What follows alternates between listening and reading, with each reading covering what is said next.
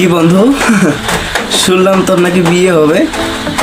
তো স্বর্ণের দাম 2.5 লাখ টাকা দেখে তুই বিয়ের কথা বাসায় বলতে পারতেছিস না। তো তোকে আমি একটা সোজা বুদ্ধি দিই, বুঝছিস? এক কাজ করবি, রাত 12টার দিকে তোর গার্লফ্রেন্ডকে ফোন দিয়ে বলবি, জান সোনা ময়না আমি তোমার বাসায় চলে আসছি। তুই শুধু এক কাজ করবি, দরজার ফাঁক দিয়ে, টিনের ফাঁক দিয়ে, জানালার ফাঁক দিয়ে কোনো রকম শুধু তুই ঘরের ভিতরে ঢুকে যাবি, হারামজাদা। শুধু ঘরের ভিতরে ঢুকে যাবি, ব্যাস একদম কাজ হয়ে যাবে।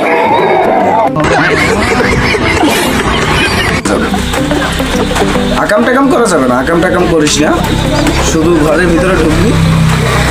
যদি এলাকার লোকজন তোর বিষয় একটু জানতে পারে, বুঝছিস, তাহলে একদম ব্যাস কাজ ক্লিয়ার, একদম বিয়ে হয়ে যাবে। একটু মারবে, কিছু নিতে হলে কিছু দিতে হয়, বা কিছু পেতে হলে কিছু হারাইতে হয়, বুঝছিস? একটু মারবে, এটা স্বাভাবিক বিষয়, মারটার খাবি। কিন্তু একটা জিনিস গ্যারান্টি দিতে পারি আমি, তোর বিয়ে হয়ে যাবে। এখান থেকে এক ঢালে তুই 2 পাখি মারবি, একটা হচ্ছে তোর বিয়েও হয়ে যাচ্ছে, দ্বিতীয়ত তোর টাকাও বেঁচে যাচ্ছে। এমন বুদ্ধি তোকে কেউ দিবে না, তোর বাপেও দিবে না, তোর বাপ। আমি তোকে যে বুদ্ধিটা দিলাম, নিজের খেয়ে পরের উপকার, বুঝছিস?